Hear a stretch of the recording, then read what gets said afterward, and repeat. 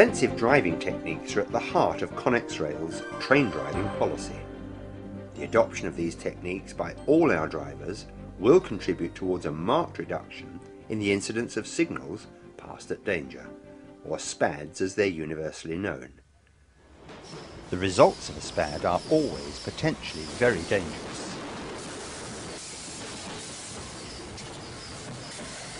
One thing's certain, no driver would be involved in a SPAD voluntarily.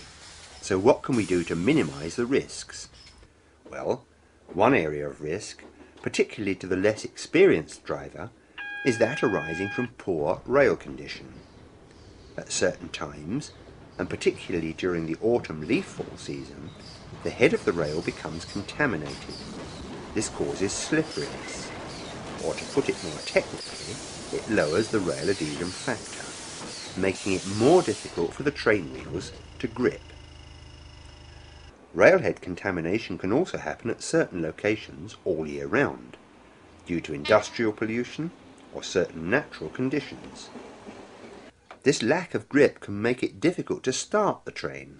The wheels spin under power, providing very little traction. However, more importantly from a safety point of view, this lack of grip can cause the wheels to lock up during braking. The effect of this is to extend the distance required to stop, sometimes quite dramatically. Before we look at what you, the driver, can do to combat the effects of low adhesion, let's just look at some of the on-train technology. Most of the large Connex fleet of modern multiple unit trains are fitted with wheel slide protection. This software-controlled equipment references the rotational speed of each axle to the other axles on the vehicle. As soon as it detects any tendency for a wheel set to lock up, in other words a wheel that slows down compared to the others, it partially releases the brake on that wheel set. It thus adjusts the braking effort on each axle up to the maximum the rail adhesion will stand. What's more, it does it very quickly, much more quickly than any manual control of the brake could achieve. Of course, there's always the danger that all the wheels will lock up simultaneously. Surely if this happens, the wheel slide protection, or WSP as it's known, will simply think that the train has stopped and do nothing. In fact, it has a very clever way of addressing this problem. Every few seconds, the brake on one axle is fully released. If the train is moving, this wheel set will immediately rotate and, in so doing, tell the WSP software the real speed of the train. The most important thing for a driver to remember about WSP equipment is the simple fact that it can react much more quickly than you can, and that it will minimise the stopping distance even in the poorest rail adhesion conditions. Later in the programme, we'll see how WSP works in some very poor rail conditions, and we'll speak to some drivers after their first experience of these conditions. Not all Connex trains are fitted with wheel slide protection. The older Class 400 series EMUs with their clasp brakes are not fitted, so in poor rail conditions it falls to the driver to manually adjust the braking to prevent wheel slide and minimise stopping distances. We'll come back to this a bit later. Some of the more recent types of multiple unit train, for example the Class 508 and the new Class 375, are also provided with sanding equipment. With this equipment, sand is delivered to the railhead immediately in front of the wheel to restore its grip on the rail. The application of sand is controlled by the WSP equipment when the brake controller is placed in step 3, or emergency. Now that we've looked at the train equipment that's there to help you in slippery conditions, we need to consider forewarning that these conditions might exist. The most obvious forewarning comes from observation. Look at the weather conditions. The first onset of rain after a long dry spell will cause the rails to become slippery. Damp, misty weather conditions will have the same effect. Certain seasons of the year bring slippery conditions. The most notorious is the autumn leaf fall. In addition to your own observations, warning of low adhesion is given in various publications. The rail track sectional appendix gives details of known locations where low adhesion hazards can be expected. These hazard warnings are updated in the periodical and weekly operating notices. When you attend for duty, read the late notices carefully. Look for details of expected low adhesion conditions on that day. Now let's look at the driving technique you should adopt if you've any reason to suspect slippery rail conditions might exist. If wheel slip occurs when starting or accelerating your train, you'll know immediately that conditions are slippery enough to cause braking problems later on. And don't let wheel slip continue unchecked. It can cause damage to both the railhead and the train wheels. Move the power controller back to the off position, then select notch 1. Now rebuild your power slowly to avoid further wheel slip if possible. On the older Class 400 EMUs, you may need to hand notch to prevent the power being applied too quickly. When the rail is very slippery, it's often the initial burst of power when you open the controller that causes the slip. A good tip in these conditions is to maintain a small brake application, take power, then release the brake. This technique graduates the application of torque to the wheel and gives you a smoother start. The same technique can be achieved on the networker or the Class 375 with the combined power brake controller by holding in the hill start button. When you suspect that conditions might be a bit slippery, carry out frequent running brake tests. This will give you a feel for the rail condition and you'll be able to adapt your driving technique accordingly.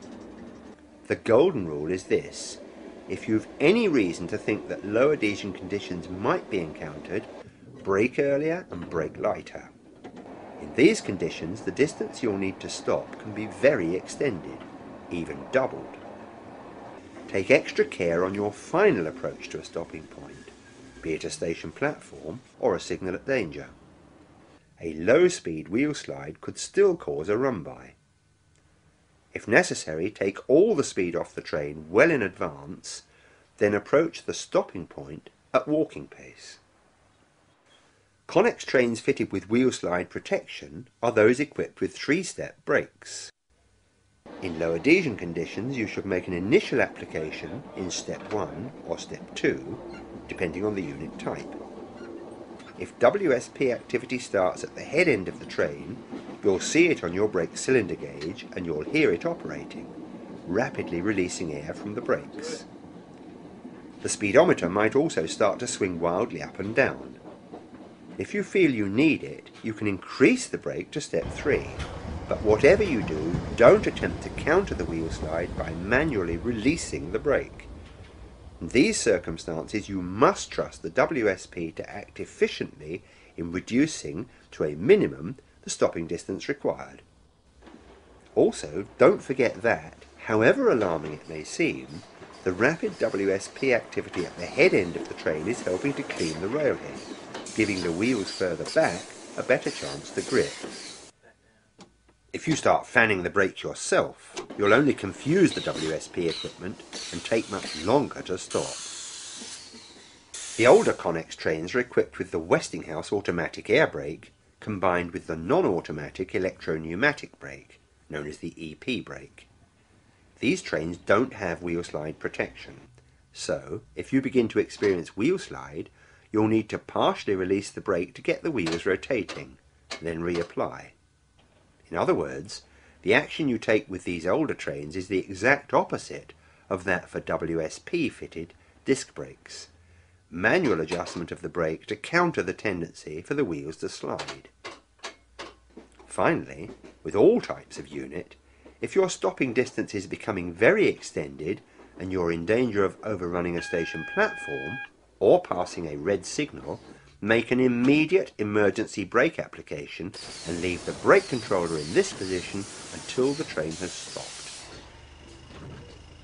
Now it's time to join our first group of drivers at Ockley. The technicians from AEA have created a simulation of low adhesion conditions by contaminating the railhead. This will give our drivers their first chance to experience train handling in conditions that would normally be quite dangerous. Here, of course, we're the only train on the line, so the training can be undertaken in complete safety. Before the first driver takes the controls, the group is briefed by a driver standards manager.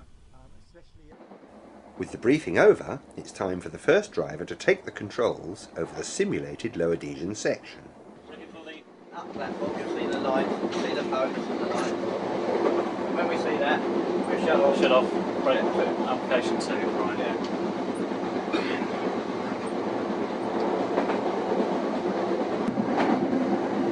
Right, see the platform? Yep.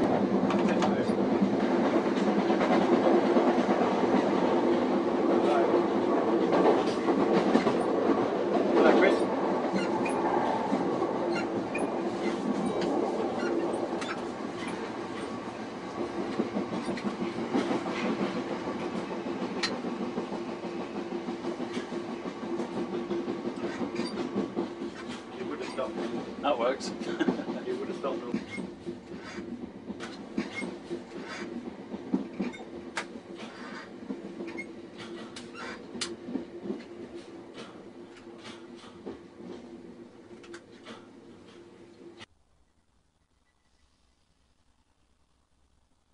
We'll try a bit of defensive driving this time, we'll make it early, so we know it's a bad one.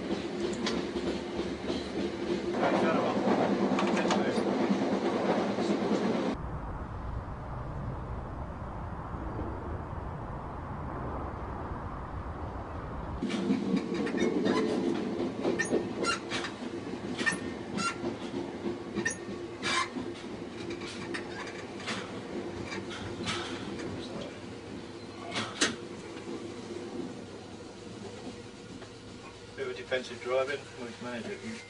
Okay. It's been worth coming to start. Oh yeah. Certainly now you'd understand, like when you do put the brake in, you just lose, you see the speedo drop and everything, you know that you just got no control really, you just have to wait for a train to take over. Well also you need to brake a lot earlier than you normally would do in perfect conditions. So basically, brake a lot earlier. The concept of a defensive driving is to prove the safety of ourselves, as a company and yourselves, and improve the standards. And all that you need to know thoroughly your routes for defensive driving. If you know the capability of your route and your traction and yourselves, then you can preempt things. You need to be forward thinking a lot of the time. So you need to be forward thinking, know your limitations, know the signs of low rail adhesion. If you know what the symptoms are and the signs are, then you can preempt and react to them. You want to be proactive rather than reactive. You need to think of the vulnerable situations. The weather changes can be minutes. It can be nice and clear one day and foggy, very misty, very wet, and then you come across a dry bit of rail, and then 500 metres, a mile and a half later, it can come into a leafy covert which is very wet. So you need to be constantly aware and vigilant. Brake early and use minimum brake. Always plan to stop before you intend to, so especially run onto red lights, you need to plan to stop 200 metres beforehand, so you're in control of that. You want to be running over that magnet about 15 miles an hour. That's what you need to plan for. The distance required to stop may become doubled, so be aware of that. And it's the last few 50 metres to 100 metres that's critical, because you've got your speed down 10 miles an hour and you think, oh, I'm safe. And it's, as you've seen today, that last bit, it just plods on at 5 miles an hour and doesn't seem to want to come to a stand. They're the things you want to take. Very careful on your final approach. And finally, don't allow yourself to become distracted at crucial moments. And again, that's at the low speed end. At the high speed, everyone's aware and you're alert. At the low speed end, you seem to switch off.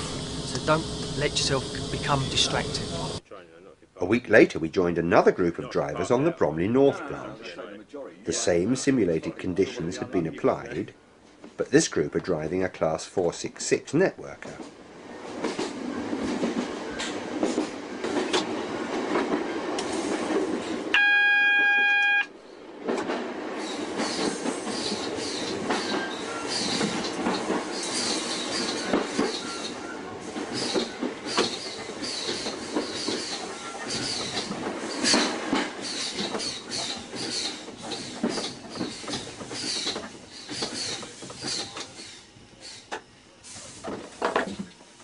You've now spent 2 hours up on the Bromley North branch experiencing the WSP, how it works, all the noises, the sounds, the actions of the train, the braking technique, the styles. Have you enjoyed your sessions here? Have you learnt anything from it? It's nice to know what to expect out there come the lethal season.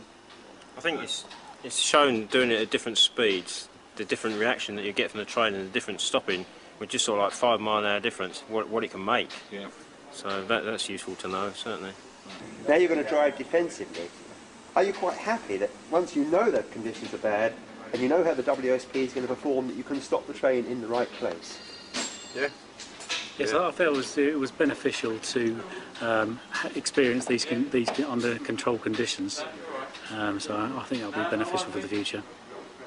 For both groups, this has been an invaluable experience, gained under simulated test conditions in complete safety.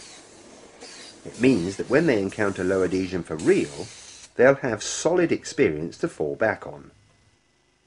So, we've looked at some of the causes of low adhesion conditions, the on-train technology provided to help combat the problem, driver awareness of weather and other factors which cause low adhesion, and defensive driving techniques to minimise the effects of such conditions.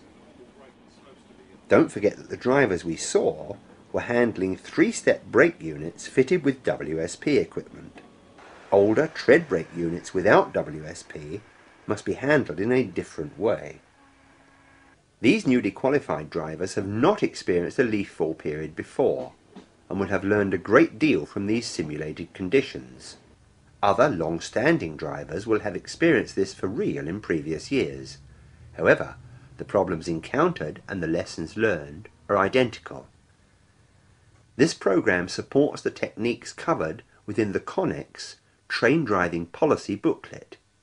In it you'll find a more detailed explanation of the topics we've covered here, as well as some important instructions on reporting procedures when you encounter poor rail adhesion. Read the booklet thoroughly, and if you've any questions, your Driver Standards Manager will be pleased to answer them. Don't forget that low rail adhesion is a potentially dangerous hazard. Extreme low adhesion conditions may be likened to black ice on the road. It's only by understanding and applying the correct driving techniques that the dangers can be minimised. Defensive driving is an all-year-round technique to be applied by drivers of all ages and levels of experience. Forewarned is forearmed. Drive safely.